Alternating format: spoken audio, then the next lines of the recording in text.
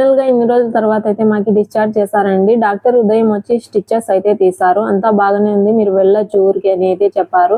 ఇక ఆ మాట చెప్పగానే మా తమ్ముడికి అయితే కాల్ చేశానండి, కార్ తీసుకొని నువ్వు వచ్చే వెళ్దామని. ఎందుకంటే ఇప్పటికే చాలా లేట్ అయిపోయింది కదా, అందుకని 15 days అయితే అయిందండి మేము వచ్చి.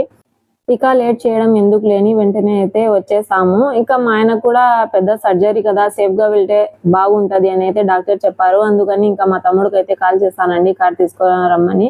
ఇక మా తమ్ముడు వచ్చి ఇక్కడ కార్ పార్కింగ్ చేసి మా దగ్గరికి అయితే వచ్చారండి. అంతా లగేజ్ తీసుకొని నేను, మా బావ, మా తమ్ముడు అయితే వచ్చాము. మొత్తం కార్ లో పెట్టేసి ఆ తర్వాత మా ఆయన దగ్గరికి వెళ్దాము అని అయితే ఇక్కడికి వచ్చే లోపే 1 hour లోపే 5th floor లో అయితే పెట్టేశారండి కారు. ఇక అక్కడైతే మేము చాలా సేపు వెయిట్ చేసామంటే హాఫ్ అన్ అవర్ వరకు అయితే ఇక అక్కడే వెయిట్ చేసాము.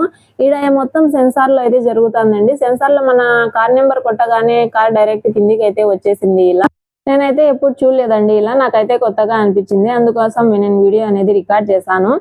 అలాగే కొత్తగా చూస్తున్న వాళ్ళైతే నా ఛానల్ ని సబ్స్క్రైబ్ చేసుకోండి, లైక్ చేయండి, షేర్ చేయండి. ఇక నేను, మా బావ, మా తమ్ముడు అయితే ముగ్గురం లగేజ్ తీసుకొని వచ్చి ఫస్ట్ లగేజ్ అయితే కార్ లో అయితే ఎక్కించామండి. ఆ తర్వాత మా ఆయన దగ్గరికి వెళ్ళి మా ఆయనకైతే ఎక్కించుకొని మేమైతే బయలుదేరాము.